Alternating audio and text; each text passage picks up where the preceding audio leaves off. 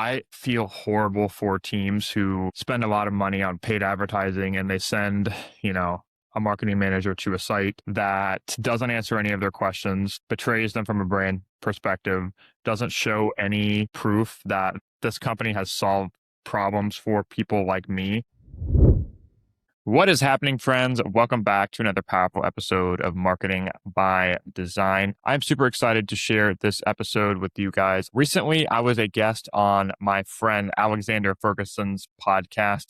He is the founder of TerraLeap.io, and they do remote video testimonials for B2B. He is a trusted partner of my studio, and we just had a video jam session. We discussed a lot of things in this episode, such as relationships, referrals, how to build trust in B2B. We talk about my own personal story, and we talk about our own hot takes in the world of websites. Alexander is deep into the trust gaining side of websites. He helps companies record remote video testimonials, and we've seen in our data these to be some of the most effective trust gaining assets on websites. So we really nerd out on how B2B teams, how marketers can use what they have to gain more trust from their websites and convert more visitors, grow revenue, etc. We also talk about AI designed websites, my takes, how we use it in our process, and how marketers can do the same. And if you stick around until the very end, we talk about the single most important thing on all B2B websites in 2026. You're definitely going to want to stick around for that. I want to say a huge thank you to Alexander and the team at TerraLeap for having me on and letting me repurpose it for the Marketing by Design audience. If you want to learn more, all the links and the resources will be in the first link of the description. If you want to learn more about Alexander and TerraLeap,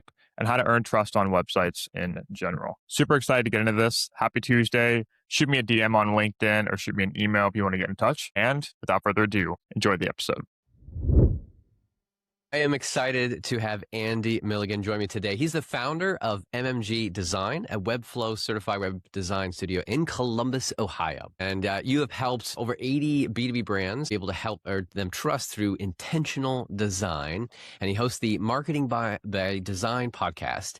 And he's spent years helping founders figure out why their site looks professional but doesn't convert. Andy, it is good to have you on and chat with you. Super excited to be chatting, Alex. I thank you for that lovely intro. I'm looking forward to a great chat. Absolutely. And I'm all about helping people earn trust, helping brands earn trust. And yours is on the design side. Mine is more on like the social customer proof side. And I'm excited to kind of explore that. Okay, how do we help brands actually build that credibility? Marketers want to take credibility seriously. We want to build our businesses, help other people build businesses. It comes down to relationships. Especially in today's AI world, everywhere, it's all about people when it really comes down to it. So one of your episodes, you were talking with Chris LaFay, and he was talking about like building a $1 million agency by mastering relationships. And that really caught my attention. Okay, mastering relationships. Based on what you've learned in that conversation in your time, what do you feel like that it actually takes to do in practice? Yeah, it's a great question. The whole idea for the podcast was a real world MBA.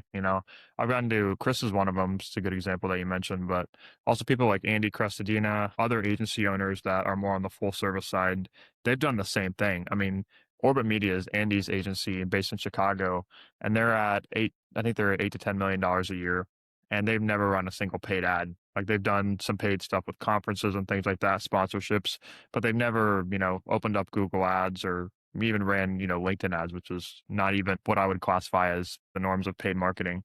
And it's a very eloquent phrase. I think when a lot of people think about leveraging relationships or, capitalizing on relationships, it sounds very transactional. But I think at the end of the day, no matter what business we have, it's always going to be majority percentage based on relationships, referrals, et cetera. And you can be more or less intentional about how you go about creating those.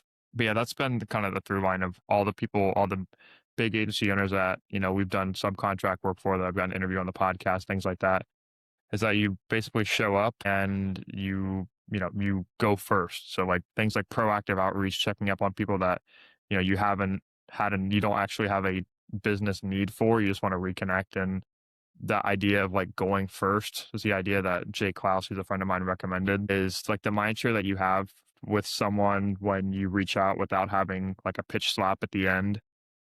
Its need does come around. You're much more positioned to be more valuable to them and for them to be more valuable to you. So just the idea of going first and not having a sale or a direct outcome of a conversation in your mind of what success looks like, but being open to just, enjoying the relationship. And I think you can relate to, Alex, as business owners. It's like it can be lonely. It's very helpful to have people on your side along the way. And in the short term, that can be the fulfillment is adding value to other people's lives and, building friendships and relationships in the process.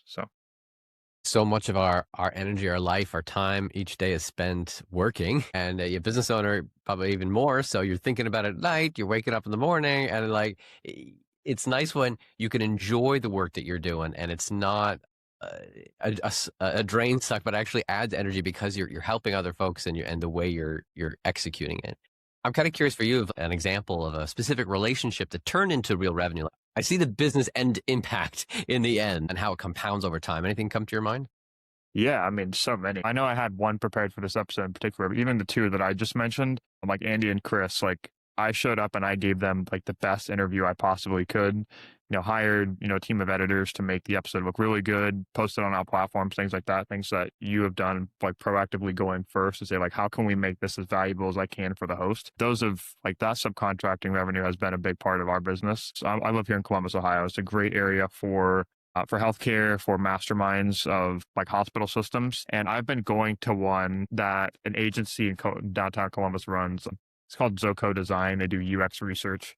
And I've been going to those events for like 3 years. And they're not ultimately like sometimes you assess conferences, which is the responsible thing to do as a business owner. Like, how can this be productive, for my business? Like, are there potential conversations that could happen here? But I just always gone to those events with promoting them, volunteering, things like that. And about at the third or fourth time that I went to one of those meetups in downtown Columbus, a guy named Tyler introduced me to his friend named Matt. And this is like something that we do as business owners is like, okay, where does our pipeline come from? How did we actually curate that? And then Matt, this is like the second connection, introduced me to a startup ecosystem that was out west. And they ended up being, kind of our whale clients at the end of last year. So like and there was like, between everything I just said, it was like 3 degrees of connection. Like a full year had elapsed between when that sale had actually occurred or when, the project kicked off. Eric Jacobson, he has a video agency. It's more of a podcast production agency here in Dublin. And he calls it like the 95% rule. Like 95% of the people that are in your target audience aren't in the market to buy your services at any given time. So it's really just playing the long game, If people can tell from the beginning, like whether you meet them at a conference or you meet them online on LinkedIn, if you're there persistently for a long time, you're always showing up. And I think we can all relate to like the wavering in terms of intensities and how much content we're putting up, how visible we're actually being. But just being around, showing up, and the long haul is, you're going to win either way. I firmly believe that the impact of just showing up and truly desiring to help someone makes a huge impact. I mean, I think that's actually the honest reason why we're here on Earth is to bring value to others, help others, love others. And that makes the world definitely a better place. But it's good business logic is a nice concept when you can tie those two pieces together. The challenge, though, I find is like you taking the idea of, okay, be a good person and like connect with people, help people, but turning that into an actual system that you run consistently and not just haphazardly of, I hope I help people this week. I mean, go-to-market strategies and ads, there's always all these layers of systems that you can make sure you're running and you're going to X output at the end. I've had one person I interviewed a while ago that of how they track this. It wasn't for business, for lead gen, but it was still for business. I'm going to share this, and I'm curious of what you found of systems you're working with or have heard from others. Yeah. What he did was he's a founder and he started several different companies, sold several of them. And what he tracks every week is how many conversations he has, new and previous, in a big spreadsheet. So he's always meeting new people, even when he doesn't need them. In his case, a lot of times it's with investors or other contacts and relationships that he might need long before he sells. He just is every week tracking, and he's trying to like have at least 1 or 2 conversations every week in these places. And then he says that's what's led to of him selling like 2 or 3 of his companies is a conversation he had 18 months ago or 32 months ago that he didn't need at the time, but he was consistent in his tracking, consistent in the activity of that relationship making. And that just has stuck with me. I've been great at actually being on top of that tracking piece. I'm actually pondering right now, maybe I can use Claude to help me a bit with that of like, all right, track how many people have I talked with last week. You can see my calendar and you see my email. Who do I need to follow up with? Maybe Claude and AI will be a good tool for this. But I'm curious for you, like what systems have you put in place to truly help master relationships in a more system oriented way? Yeah, that's a really good question. And this is something that I've asked a lot of podcast guests too. And as like with a lot of things, I feel like to where the answer isn't as like as satisfying. I've asked this question multiple times and it's what is the highest leverage use of your time for, lead generation, building the business, things like that. And a lot of times it's some form of, okay, the first thing you should do every day is send 10 emails to people in your network. And you hear that, it's like even, Andy is the guy I interviewed. He's like, okay, like Andy, I'm going to tell you, this is what you have to do. And I'm like, okay, this is the secret right here, like rubbing my hands together. He's like, every day you post a piece of content, you comment on some posts, and you send 10 emails to people in your network. And I was like, okay. But the piece that most people miss with that, Alex, and you know this too, is just the consistency part of it.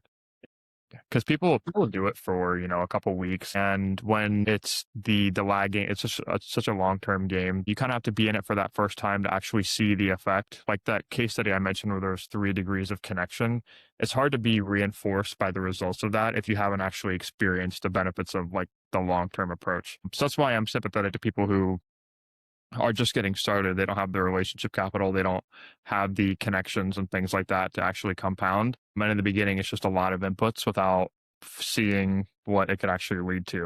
But aside from that, like I do have a bit of a system. I built an app using Claude to where I track it just gives like a little confetti animation to how many LinkedIn connections I send. I try and send 20 a day and try and comment on, a number of posts and try and send a number of DMs as well, rather than just reconnecting, going first. And, Alex Hormozy is someone that I've really learned a lot from in the space. He's got great books and he has this thing called the rule of 100 to every day. You should be either sending 100 warm outreaches, 100 cold outreaches, or spend 100 minutes making content. And I try to do that every single day. Like, I think like, especially for people like you and I, like getting business is a large part of the job, especially, we're already good at what we do. That's a lot of times that's why we started doing what we do. Operations can take care of a lot of themselves, but the thing that is like the biggest needle mover towards growth is actually growing the business. And that's what a lot of those activities are. And just the answer around what causes the results isn't as satisfying as, one might hope. Yeah, so, it's that whole idea of just consistency over a long period of time is usually the success winner. I'm like, gosh, that's kind of a boring answer, Mhm. but Yeah. usually the boring answers are the ones that are the good ones, the ones that win. Well, I'm gonna transition here a little bit and talk more about your area of expertise in web development and a little bit of connection to mine, building trust and credibility. People know that when somebody lands on a website, looks at your content, they're like, okay, you understand the industry, you understand my problems, I can trust you, I want to work with you. And you're very much in the design space, the website, to be able to, okay, when they land there, that they convert. Don't have a whole lot of time to convince them that we are trustworthy, that they should keep reading. So I'm curious for you, what's your philosophy is design and trust and help me understand when somebody lands there, the first 3 seconds, they're on that site, what are they actually evaluating and looking at? I think we share a lot of the same core values around earning trust, the human element of web, which is so impossible to replace. I mean, I won't be an alien and pretend that like a lot of the stuff that's going on with AI search. I mean, even just like last week, Google had like their core update where like SERP rankings, like blue links are totally removed and it's a complete like Gemini experience every time you go to Google. And we have seen like traffic to websites drop like significantly, like up over 60% to B2B sites in the past couple of years. But what most people don't focus on is how infinitely more important it is to convert visitors like that when they do land on your site. Like the stakes have never been higher. And if you, Alex, you know a lot more about business than I do. But when the stakes are high, that's where outcomes really matter. And that's where people like us can position ourselves as experts as delivering on those results. But to the designer's trust piece, like that's just like one of my core values. Like the emotions that you feel like the human side of the web. I feel horrible for teams who spend a lot of money on paid advertising and they send, a marketing manager to a site that doesn't answer any of their questions, betrays them from a brand perspective, doesn't show any proof that this company has solved problems for people like me. Because at the end of the day, like that's what websites are for. They're for earning trust, they're for answering visitors' questions in the exact moment that they have them. And it's for creating like a sticky piece in their mind to where, like, especially people in marketing, they're seeing upward, like oftentimes hundreds of websites a day. So when there's so much more output, that's when your opportunity really arises to create a distinct impression throughout all the noise. And I've made so many pieces of content on this, but the thing that's never going to be replaced is the human side of the web, testimonials, case studies, people that, like I said, people like me achieving the outcomes that I want, literally put in front of me on a platter. Like that'll be so impossible to say no to when there's so much noise these days. But yeah, I think we share a lot of the same sentiments around that. And I mean, design is basically a supporter and reinforcer of all those things. Mhm. There's a certain feeling you can capture with people on a website. And I think of like the favorite websites that I have, and I remember them. Like I remember scrolling through the page. I'm a creative at heart. So things like colors and layouts and textures, also balanced with like the technical side of web, which not a lot of people think about, like accessibility, contrast ratios, all those things. It's like a perfect balance. And then the under the hood stuff, like the technical SEO, you know, having the appropriate words on the page, which then affects design because some words are longer than others, and all these things that probably a lot of people don't think about. I just nerd out on. So, but at the end of the day, the human side of web and social proof testimonials is a big part of what makes websites work, and they will be more and more important in the future when there's a lot of noise. The noise is ever increasing, and as we were just talking about, relationships is what matters. Real people connecting with them is only going to be elevated. I'm kind of curious of like what design patterns that used to signal trust are now kind of the opposite because either everyone's doing it or because of AI, it doesn't matter anymore. What are those design patterns you trying to shy away from because they don't add trust, they don't add trust, they don't add value anymore? Yeah, so you have to think when something becomes abundant in supply, how do you differentiate from it and show that you're one of one? So, I mean, a lot of times, like I don't spend a lot of time trying to convince like our clients of the value of good design. A lot of times when they come to us, they kind of want to be led through the process. But to differentiate yourself, like the answer is easy to me. Like I think we can all recognize like the telltale signs of a website that was built with AI. And you have like the like bento sections with like the half color on the side. You have like the hover interactions. You have like the nice little gradient splotches that appear in the background. Things like that, are going to make you drown into the noise, unfortunately. And I mean, I feel empathy for people. I use these tools as well, just not for design in and of itself. A lot of it's for ideation, putting together wireframes, piecing together content, high value, especially some of the underneath the hood stuff that I mentioned of like piecing all the technical parts together. But when it comes to their marketing team on a budget, I do encourage the use of, building a site with, these tools, but a lot of times they come at the expense of scalability and reliability. For differentiation, there's when it comes to earning trust, like you said, there's some technical, like creative parts of it. Like I'm sure you've heard like blue is a trustworthy color, like soft edges, are, more trustworthy than, hard edges. And I think it comes down to obviously knowing the customer. Like a lot of agencies, a lot of marketers try and design a site that looks good to like their own eyes or to leadership's eyes when they don't talk to their customers first, which is why that's very important. And a lot of times they focus on output versus, actual sales credibility.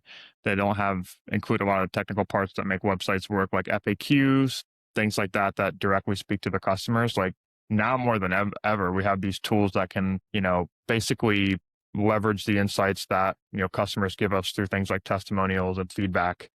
Why not use those tools to more so influence what's going on the website rather than, using it to shortcut design instead? You were talking about FAQs. I feel like that's a pretty big thing these days. How do you view them? What's the best way to add FAQs and where should they go on the site? Yeah, like, I mean, they all start with the customer. So when it comes to making them really effective, like we would do a lot of work in healthcare, it's a very default practice to just have one FAQs page and then just dump everything on there. When in actuality, you want to be answering the user's questions, the visitor's questions as they're navigating to that specific part of the website. So for example, like a Medicare company, You want to have Medicare related FAQs, things like Medicare pricing, process, next steps on that page, on that, product page, rather than just having it buried in a master list, because it's not a great UX to do that. Also, you know, to the technical side, FAQ schema, you want to have that on a per page basis and really get relevant and contextual to the content of the page and the traffic that you're trying to draw there. But like I said, all starts with the customer. Like, you should be asking them, like, what were your biggest friction points?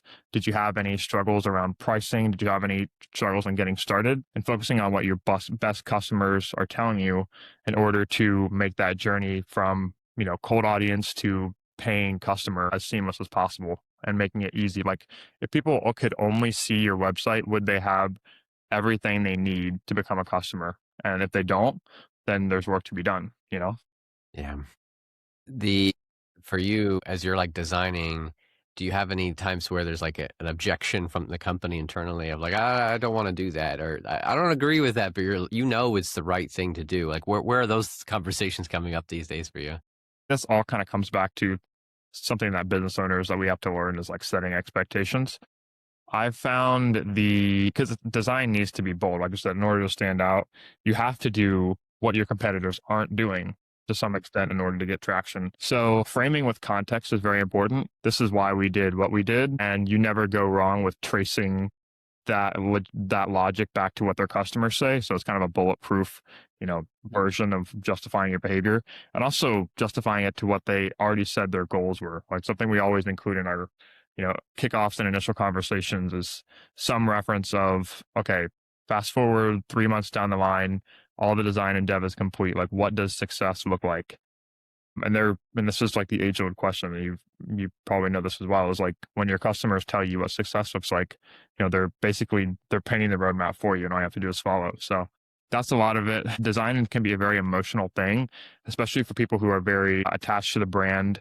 They're sensitive about how their brand is portrayed. And something we always do is visual references. So pulling up, references of competitors, like, hey, what do you think about, these 3 to 5 industry competitors? What do you like? What do you dislike? Something we always do, like, on calls as well. I always prefer to meet in person with clients, but when we can pull up like on-screen walkthroughs and seeing, marketers' eyes as they look at websites, as they look at like colors, you can see like the F pattern that they take when they look across the page. So just kind of taking all that into account, and then presenting work is also very important too. So the way that you frame anything creative, brand 0 to 1, you have to warm them up and show them the process. Like, this is how we got here, and present it with, a premium context as work needs to be done. I'm sure it's the same with, video editing and things like that. So there's a lot that goes into it. So very much.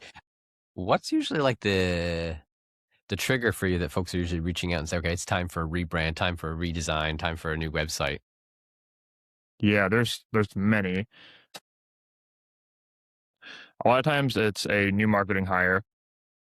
So if a new marketer gets in, the first thing that they usually have to deal with is an outdated website or not knowing how to use it. They call on their budget and their team for help. And a lot of times it starts a new project. Another thing is funding is another one. So a lot of times when companies get funded, they have to add like new features, or they have more resources to put into their brand and looking really good online. Another part of it is just, underperforming marketing performance. We've had like one of our past clients, they're a Medicare company, and they were not thrilled with how their paid advertising was working. They wanted to focus on their brand, and they really allocated a budget around that, which I would say is not the most traditional.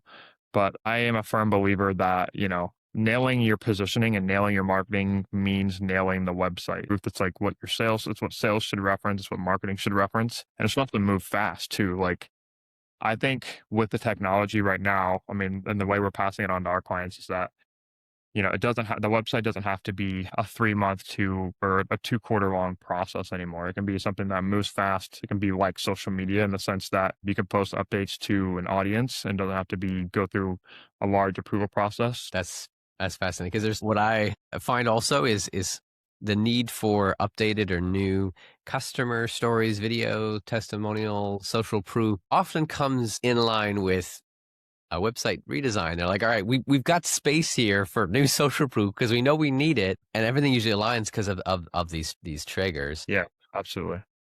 I'm kind of curious if we move into that part of the way you design social proof. Like, where do you see that it actually moves the needle? Where is the best places that you've seen? Okay, I got to put some social proof here, some customer stories here, that it actually, yeah, makes an impact. Yeah, absolutely. I've made so much content on like the value of social proof. I think, and this is kind of a potentially controversial take, and I don't really care because it's right. Bring it. But yeah, like people can argue with the wall if they disagree. But the more social proof, the better. It being relevant social proof and not, Yeah. going from a totally different industry or non ICP related. But for standard rules, having some form of it in at least two places above the fold, things like, amount of customers served, like faces and headshots, like we have data that backs up, we use a tool called Microsoft Clarity, which tells us all about, dwell time on websites, what pages are the most visited. What we've seen is that when people stuff all their, it's a practice that I've made. A lot of marketing teams will have a dedicated testimonials page and just put all of their testimonials on it. When that is like the worst thing you can do because it's one of the least traffic pages on the site. Only your warmest customers are going to go there, and so it's hard to use your most valuable, trust gaining, most powerful sales asset in testimonials throughout the buyer journey. But B, it should be relevantly placed. Like a mistake a lot of people make with testimonials is that they put like a big paragraph of just copy and text. And when in reality you want to like pull out the most powerful like one sentence, things that are, revenue related or display like their ideal full outcome, put that right at the top. And the golden rule is like videos are way more powerful than photos. So having elements of both, like not just photos and quotes, but literally people who are your customer achieving the results that they want, getting them to say their before and after and end state, things that you do well, like prompting them to get that out of them. Like a website becomes infinitely more effective when, design and everything aside, when you have relevant social proof on the site. So can't emphasize that enough. I got to unpack some of that because it's funny. I always talk about folks like, hey, you should definitely have a wall of love, a customer stories page where you have all that because it's great for sales enablement. As you said, more of the warm customers further down the sales process. And now you're like, wait, that's like, okay, yeah, sure, have that. But yeah, what you really need to do is infusing them everywhere else on the site. That's huge. And I feel like that's probably a huge, often missed opportunity for a lot of sites. Yeah, dude, I think what you're doing is like it's going to be infinitely more valuable in the future because you talked about like differentiators. How do you stand out in the noise? No one can replicate like actual videos of customers. Obviously you can make an AI generated video, but talk But about like that's the worst a way. real customer, like Right. of a real company. There's only one of them, of that person at that company with their story. Exactly. We use a tool called Senja for like I'm so heavily invested in that. Like I see nothing but up and to the right for, anything that's human related on websites just as a tool. Because that's our differentiator these days, With the more and more I don't have any data to back like how many more websites are being indexed, but I imagine it's a lot. Two agencies are in an RFP process and one has testimonials and the other doesn't. Like who do you that's like a David and Goliath scenario. Like they're obviously gonna go with the one with social proofs. It lowers the perceived risk and of the indecision. Can I trust them? Will this actually happen? No, actually, look, there's a ton of people who have done it. They're happy. I can see it. It's almost like our biological nature, the way we are social we are. We see another person. Now we feel more confident Yeah, if they had a good experience. Yeah. exactly. Exactly. And then, yeah, I'm curious, like on the diversity of social proof. I think that's huge, and that's important for sure. I feel like back in the day, it was very common and normal and fine to just have some text quotes and a name associated to it. But I feel like today there's so much mistrust around fake reviews, AI slop, and like you could create that, and people are like, how do I know if that's actually real? Mhm. You seen that? Yeah, a little bit. I think like distrust is at an all-time high. Like it's never been in shorter supply.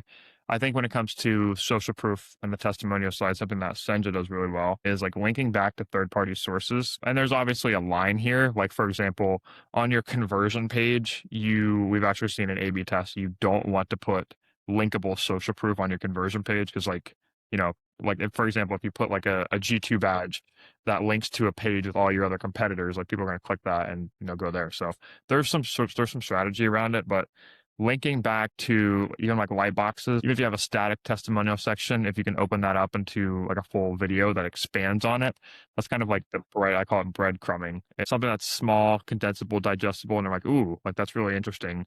They can click more and you get more validation like it that's relevant to it. And also the placement of it too. So if you have outcomes with clients that fall into a specific service or customer ICP category, we just did this on our website, is we have like 12 service pages for pharmacy, Medicare, health tech, medical device, like all the different verticals in healthcare that we serve, and having relevant, testimonials on each of those from people that are in that industry that we've served. So all in all, like the more is always going to be better, but then like the nth degree, like percentile changes, like the dialing in of the optimization lies in really making those most effective is the placement of them on your website too. Being able to build the proper social proof per ICP for the right landing pages, maybe even write around a specific product, and then making sure it's infused with that diversity of styles and content. I love the idea of a breadcrumbs, or you have the appetizer, and then you can have link to the entree. If you're like, this is a good meal, let me get some more. I mean, I like some good cheese. That was a good analogy. Yeah. Something I was going to shout out on your site too. I love the interactive like video widget you have here. Like we've done like standard chat bots on websites and we don't see, I think it's just to a point now where they're just not novel anymore. People get annoyed by it. But I love like I don't know if we've used a tool called Video Ask, which I don't know if that's what you're using, but it's like, it's literally, it's Alex's face on a website, like answering your customers' questions. Like that's amazing. And that kind of goes back to some of the stuff we talked about too. But I just wanted to shout that out because I think it's awesome. Well, I appreciate that. The props on that is a good direction. It definitely points towards the human element of it wasn't just thrown together with AI. It's funny. I know someone who's just started a business and he used Lovable and ChatGPT, and he sent a link to me to review. And I was trying to figure out a nice way to reply, because even the image itself was generated by ChatGPT of him, that he gave it to him, and it looked very clean and professional on one hand, but I'm like, this feels completely inauthentic. There's too many words. It's so verbose. Where's your story? Where's your pictures of like really you in a real world environment? Yeah. He was at a conference we were about that. And he's holding a product or a product marketing conference in and of himself. And his website is like totally vibe coded. And it's just a horrible user experience. No like testimonials to be found on that entire website. And I was like, man, like there's such a great opportunity to like such low hanging fruit here to make this better. Like I know what you mean of like not like having to bite your tongue, but just being like, okay, there's there's surface area for improvement here. So, I mean, stuff when I see stuff like that too, it also just makes me infinitely bullish on the stuff that we do. Like even to the nth degree, like if this gets so good that like we're one-shotting near perfect websites, you're not going to have the relationship with the customer that actually invokes that buying decision. I read a lot of Greek mythology. There's like this the story of this guy who's like cursed to like always push a rock up a hill, and he always gets like to like very close to being done and he falls back down again. I would say that's like kind of what AI is, in the sense that it lets you get like all the way there, but it's physically impossible to get to the point where it's, the conversion event where we're actually earning trust. And then that falls apart at some point, but some version of that where it's like, it'll get you so close to where it's like, oh man, like it's infinitely excited to, keep prompting, keep getting there. If you're relying on it to help you and already know exactly the end output and get you there by itself, just you and it, and you don't know the process, you don't know how to get there, and that's what's going to happen. You're going to push it all the way, then you're going to fall back, and you're just going to feel like I'm close, but I'm never there. The difference, I think, is what I've heard a lot of folks is say, if you already know how to get there, you already know what you're trying to do, and you're just like, all right, let me help me part of the process, take care of this part of the process, take care of this part of the process. Then AI's fine tool. It's helping you make each of those incremental steps further, but you have to already have the roadmap, the plan, the end game point, and then it's just help execute. I am kind of curious for myself if you've seen a situation where you're like mid redesign and the client realizes like their testimonials are out of date.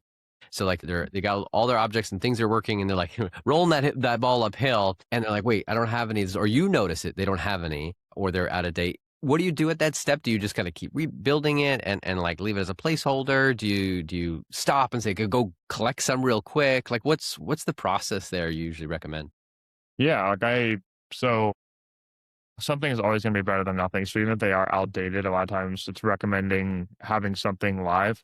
Something we've also done too, if the company is new to market, having character testimonials. So if they don't have a ton of, relevant customer testimonials, they can reach out to people in their network and speak to the people behind the product rather than if they don't have a ton of, surface area behind the project, the company itself. But also just getting new ones is something we always recommend too. So a lot of times they do that either over email, attributing them to words and things, companies like Terraleap do a great job of doing that as well, even though we haven't referred work to you yet. But yeah, it's just a very higher priority to have something. We don't launch a site until there's some form of, captured testimonials that we can use to work into the above the fold. And sometimes like there's multiple forms of social proof too, like, industry certifications, logos we don't find to be very effective because they're very replicatable. And a lot of times we find that like, we worked with this small, division of this company that's of, enterprise company. We just want their logo on their website. But yeah, testimonials are, very important to go live with a redesign before we launch. Always. Make that comment of like, what is a logo? I have worked with Salesforce. Yeah. I actually have, and I guess I could put their logo on there, but it was like this one small subdivision of a thing, and it was under Yeah. something else, and it was not even related to customer videos. But I Yeah. did work with them. Yeah. I saw a video on YouTube where this guy, I think the video was packaged something like how to get like 80 years of social proof or social value on your site in 10 minutes or something like that. And he just sent a bunch of emails and he had like a hidden disclosure that let him use like, CNN, Fox News, like all these logos on his website. And he was like technically allowed to do it. And it was stretching the line so far. My gosh. But And yeah. that just hurts every credibility out there. Like, Yeah. trust, comes back to the people because you're not going to take up a real person because that's a whole separate level of just, it's easy to grab a logo. No one's paying attention of a big company, but a real person, a real title, they can be tied back. There's so much value there. And I love your point of getting alternate types of testimonials, not just customer if you're earlier stage. I've seen, and we've done this for a couple folks, is like partner testimonials. So if you have somebody that's like part of your solution that you can pull in, or even investor testimonials who are investing in, and they can talk about why they're doing this and the excitement of that, or other industry partners that are in the space. There's a lot of different angles then, or even like founder testimonials if you really go that far. If you have a couple different people, and it's a different approach, doesn't give you the same credibility and validity, but it's definitely better than nothing. And there's some value in revealing the people behind the brand or are supporting the brand. There's still value there. Yeah.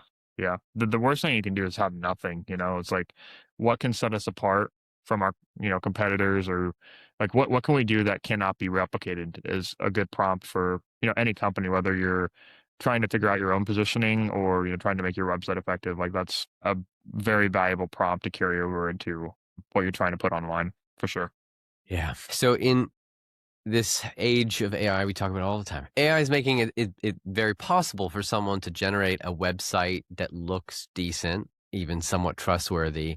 So, is design still a thing to be thought about, or is like you kind of beyond design now? You're looking at these other elements, or is design itself matter much in today's AI world?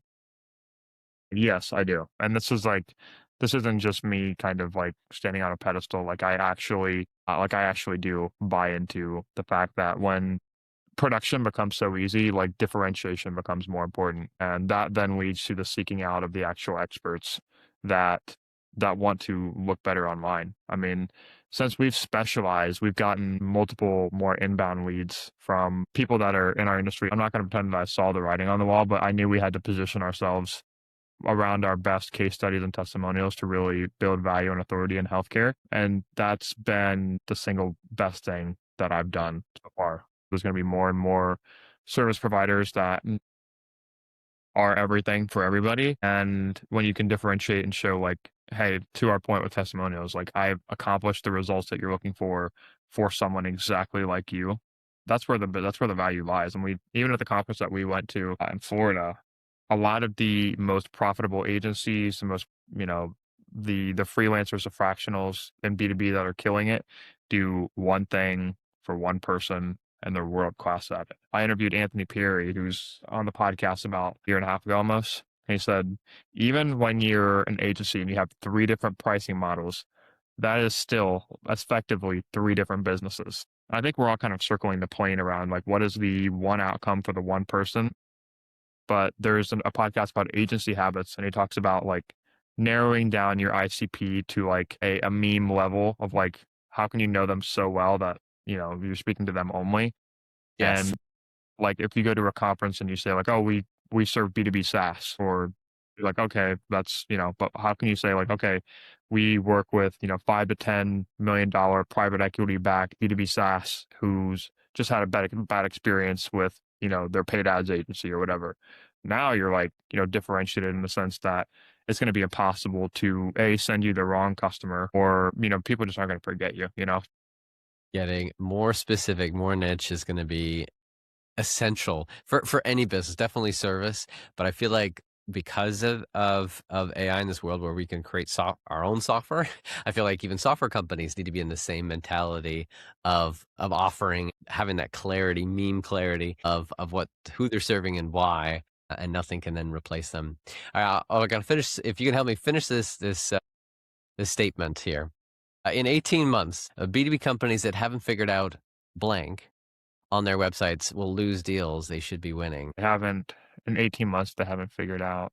I would say their differentiator. That's kind of like what we just talked about. But if you haven't figured out how you're differentiated from A, your competitors, and B, from the people that your potential clients are considering, then with an abundance of choice and opportunities, then they're going to go with, you know, whatever is the first available to them.